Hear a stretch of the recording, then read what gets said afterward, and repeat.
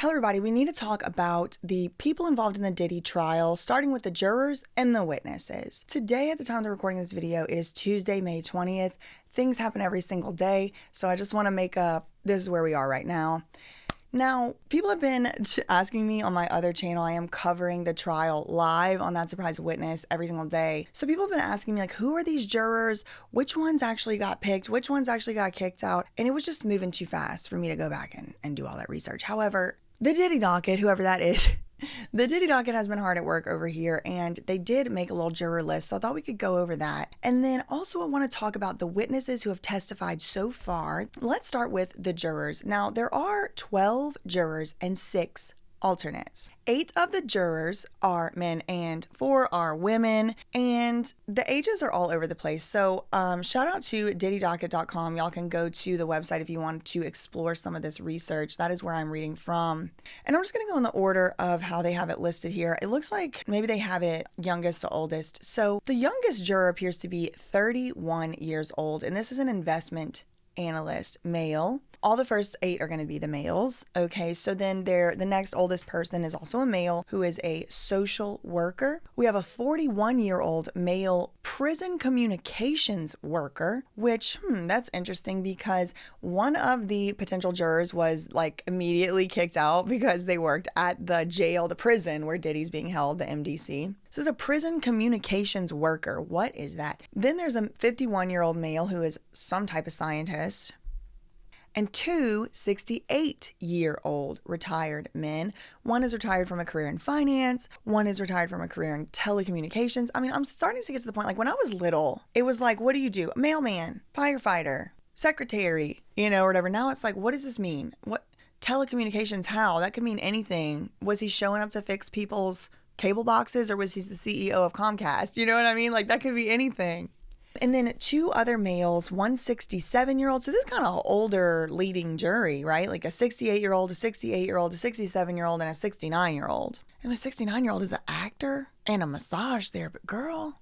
So then there's, the youngest juror is actually this woman, 30-year-old deli clerk. We have a nursing aide who's 42, a 43-year-old female physician's assistant, and the oldest juror of all, my God, 74 years old. I can't imagine being 34 years old sitting up there all day looking at this depraved stuff and listening to this nasty stuff. And you 74-year-old woman, no. I would say I gotta go. Pray for her. But former treatment coordinator, maybe treatment of what? Girl, who knows? So then let's get into this witness list. So as y'all may have heard by now, Diddy is charged with quite a few things. He is charged with a racketeering conspiracy. He is charged with transportation of a human being for the purpose of a commercial SUL act, aka blank institution. Look, I'm trying to follow the rules. It's getting hard out here. And also like a forced labor component as well, because a lot of these people, many of these people were Diddy's employees. Cassie, a lot of people are saying, all I see is domestic violence. It's like, girl, you forgot that was her boss. Y'all forgot that was her boss. That's why you can't date your employees, because then whenever you beating them, it ain't just domestic violence.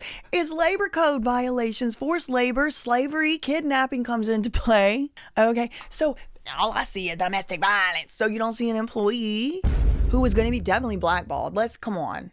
Was she going to be able to go make sign an album deal with anybody else after Diddy? No, obviously. Please, y'all, please. Bots are out of control. Anyway, so the first person who testified, Israel Flores.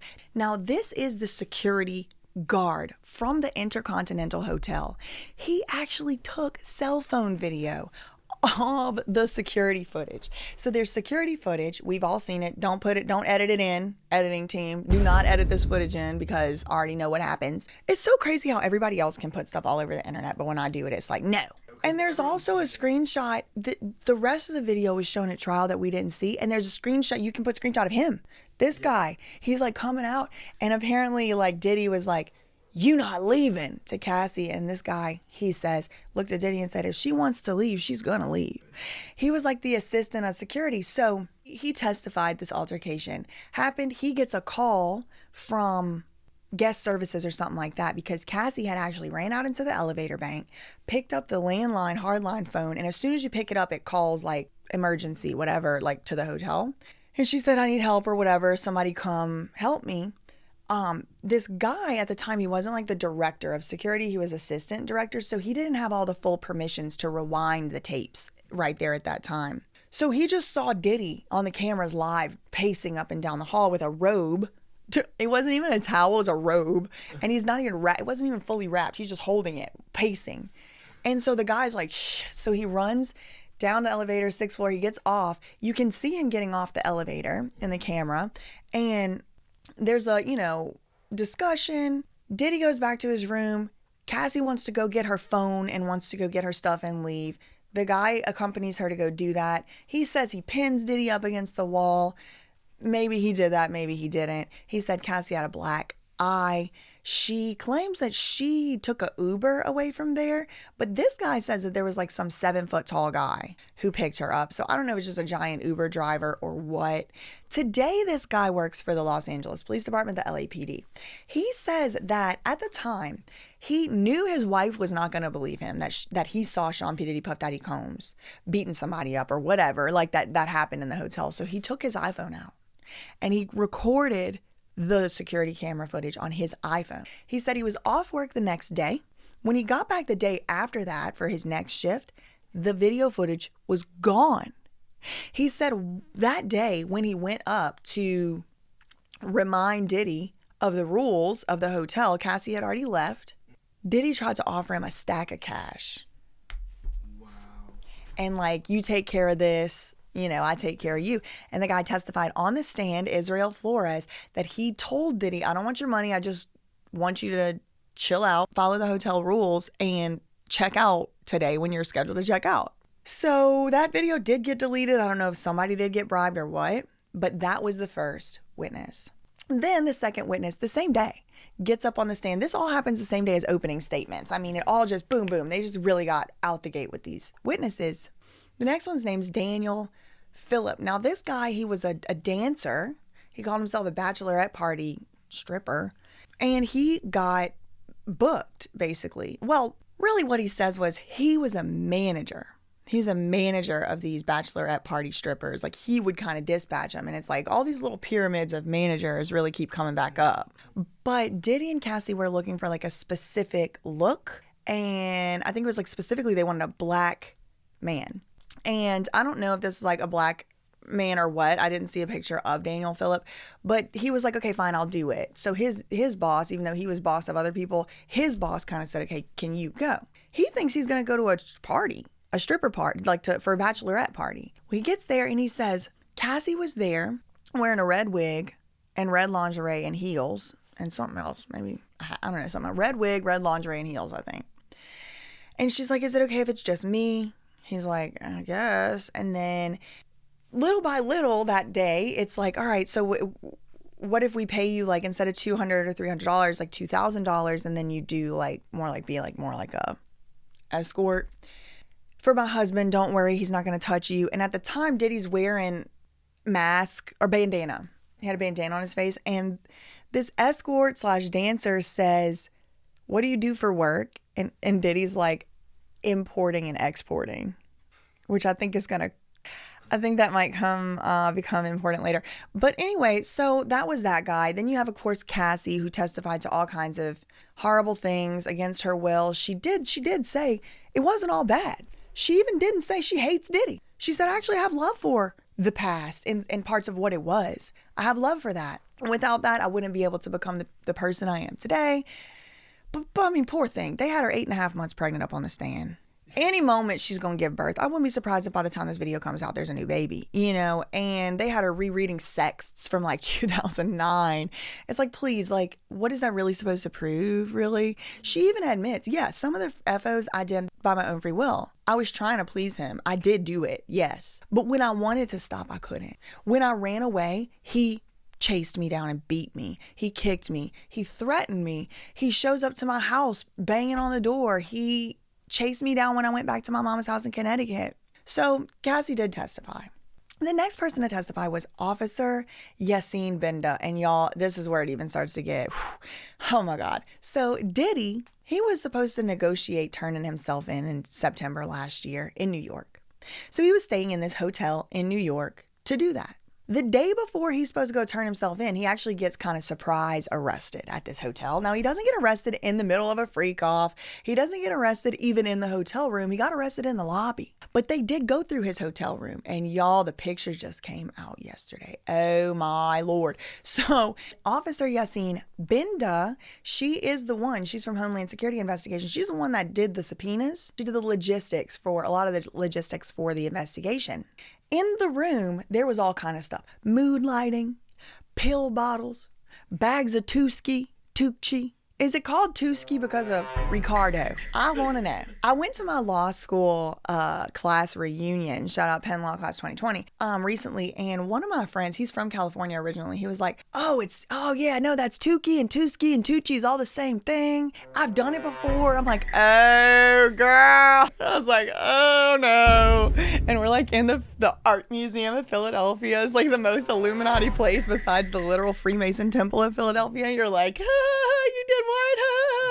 Gotta go. Anyway, he's fun. Shout out to him.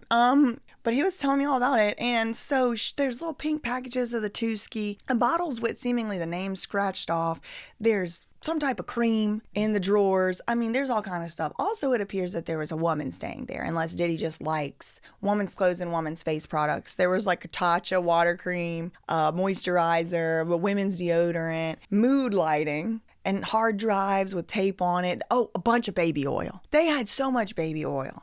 Is it Balenci or does it say Bab oil? I don't know. I thought it said Balenci. Somebody said it says Beelzebub. I'm like, shut up. So this officer did testify.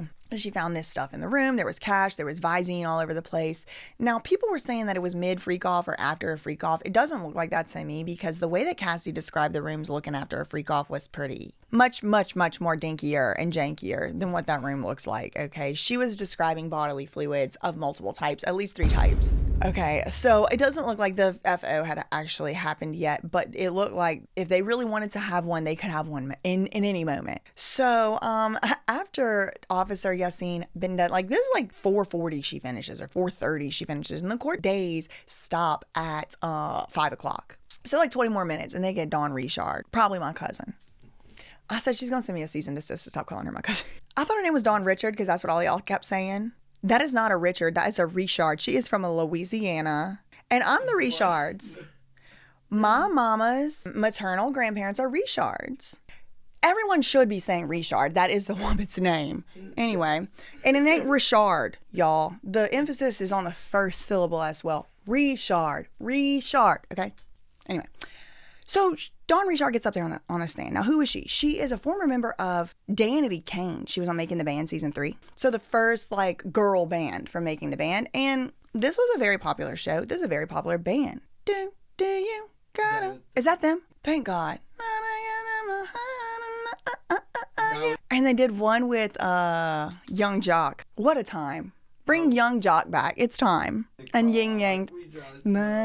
We do a thing that the girl thought. Maybe I shouldn't have been doing it. They were young. They were cute. Anyway, so she was in that band. Then when that band got disbanded by Diddy, then Dawn was in another band with Diddy at this point called Diddy Dirty Money. So, I mean, I guess he was like the main character or whatever of the band, but there's 2 other women in the band and Dawn was one of them. So she gets up and she testifies as well. She had testified to seeing some act of violence. This is where the skillet with the eggs comes in. She's the one saw the skillet. Did he throw the skillet? Did he throw the eggs? Did he hit Cassie in the head with the egg? It's unclear, but Dawn was very adamant that she saw an act of violence. She saw Diddy dragging Cassie up the stairs by her hair. She saw Diddy doing some other things, but it's like the actual moment of impact, she is a little hazy. She said she doesn't know if it swiped across Cassie's head. She said all she knows is Cassie fell quickly to the ground into the fetal position. And so maybe it hit her, maybe it didn't. But then after that, Diddy dragged her up and Dawn heard glass shattering, etc., etc. And in her lawsuit, she sued Diddy as well. And she also is the one that sued Lou Taylor. But she has now dismissed the lawsuit against Lou Taylor. And Dawn is represented by Gloria Allred's daughter, Lisa Bloom, Wet Webbing.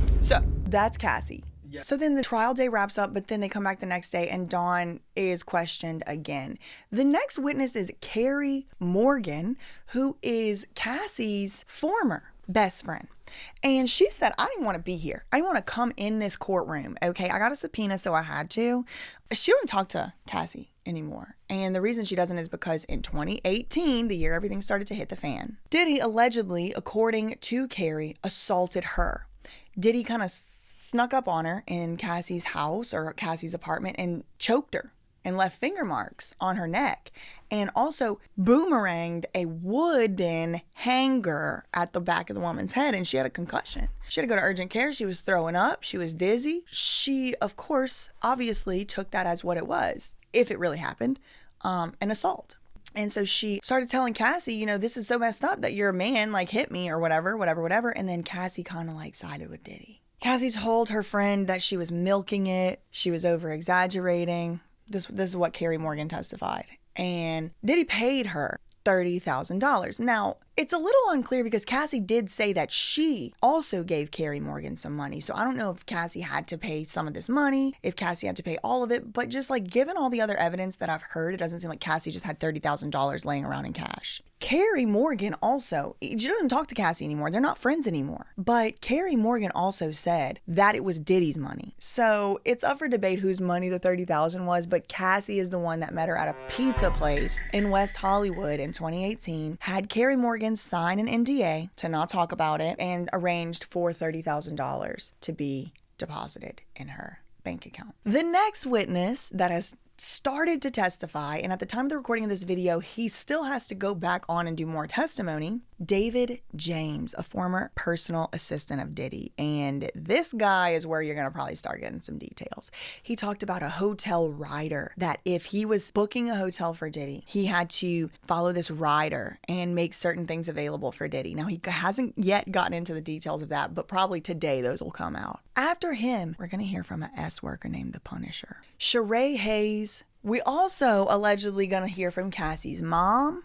We're going to hear from the former CEO of Bad Boy, which is James Cruz, the person who was allegedly tracking Cassie down if she would run away. We're going to hear from a pseudonym assistant named Mia. Now, I don't know who this is. The whole point is we're not supposed to know. Also, perhaps a Jordan Atkinson and Kalena Harper. I'm waiting to see. Are we going to hear from Jonathan Oddie? Maybe we'll do a whole separate video on Jonathan Oddie, but y'all, what used to be a conspiracy theory is about half proved true at this point, at least verified and confirmed by Cassie on the stand. There's some other stuff hadn't been proved true yet that seems like a little bit outrageous, but it's almost like the craziest thing that he said, that he was Diddy and Cassie's slave, has seemed to come true. I don't know, I wasn't there. I certainly wasn't there. But he claims that he also got a payout or whatever. So these are the people that we think are still going to be testifying. I don't know if Jonathan Oddie will or won't. He has his own trial going on. I really don't know. But things are shaping up in the Diddy trial. I wanted to check in on that. So I really for this one, anytime facts ain't defamation, neither are opinions. Love you, mean, okay, bye.